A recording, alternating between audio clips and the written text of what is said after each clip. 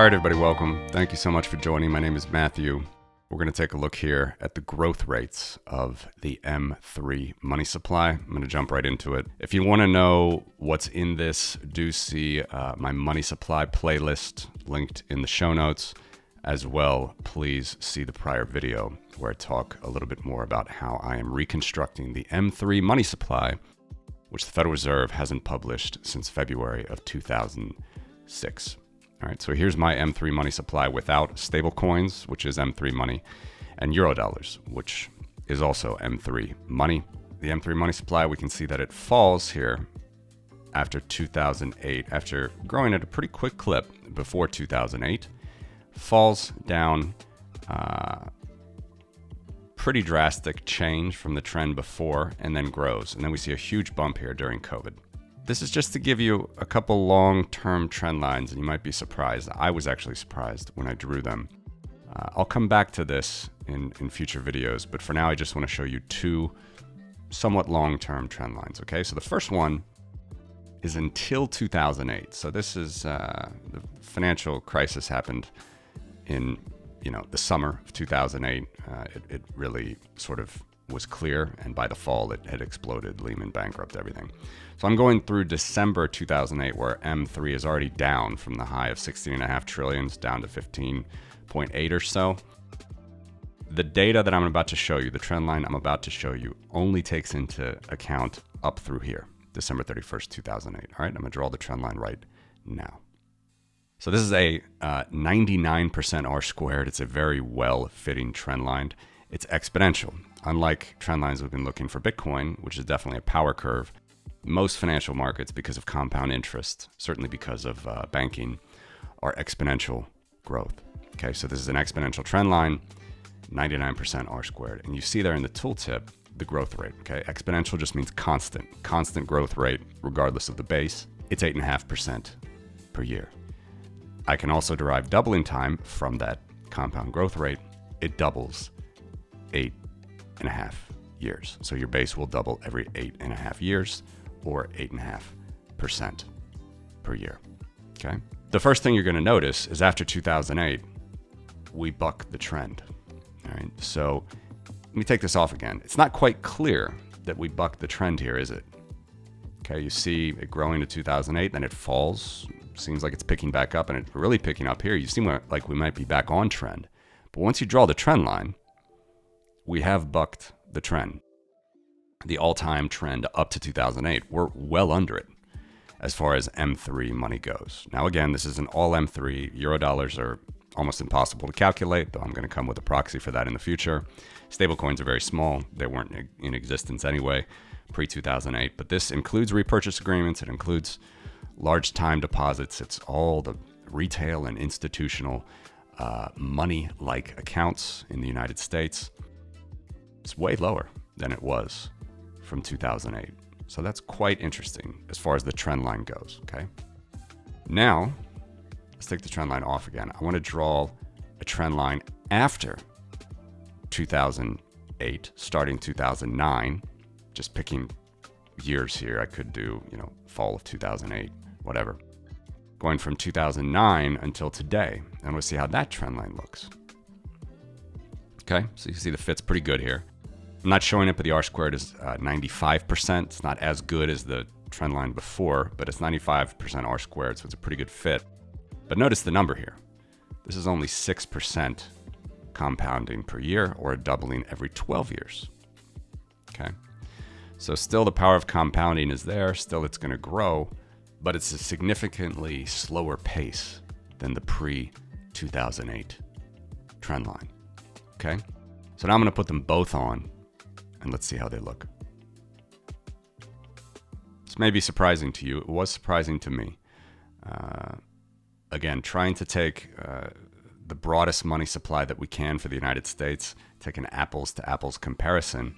Taking a moment to remind you that this show is brought to you by Trezor, home of the original Bitcoin hardware wallet. For over 10 years now, Trezor means business in Bitcoin security and functionality. When using their wallet software Trezor Suite to connect to the Bitcoin network, you're automatically connected via Tor, protecting your identity and giving you full control of your coins in a fully open source manner, both on the software level and on the hardware level. So head on over to Trezor.io to grab your Trezor Safe 3 with a secure element, Model T with a touchscreen, or the original Trezor 1, as well as a ton of available accessories to back up your keys and keep your coins safe. This show is proud to be associated with Trezor.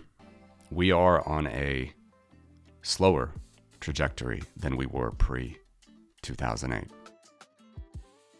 And I think this says a lot about the scale of growth, the scale of the euphoria, the scale of the worldwide banking crisis that happened pre-2008. It's actually quite different now. And to see that, sometimes you just have to measure it. Much slower. And you can see here, if we project now, if we were on 2008's trend line, that means all the data up until December 31st, 2008, we would have an estimated M3 money supply by 2030 of $100 trillion. And by today, somewhere around $60 trillion. Instead, the M3 money supply, as I'm calculating it, as I'm reconstructing it, is $35 trillion. And the trend from 2009 shows that by 2030, the M3 money supply will only be $50 trillion. So this is the power of compounding and the power of the system that is in place. The M3 money supply is a free market money supply, but it is still, for sure, vastly influenced by the Federal Reserve. There's a huge component of my M3 as I'm recalculating it, which are repurchase agreements. I'm going to take this off. $7 trillion of this $34 trillion is repurchase agreements. A huge chunk of that, it was over $2 trillion for a time, was repurchase agreements initiated by the Federal Reserve with money market funds and other hedge funds and other non-banking entities. They vastly do influence all areas of the money supply.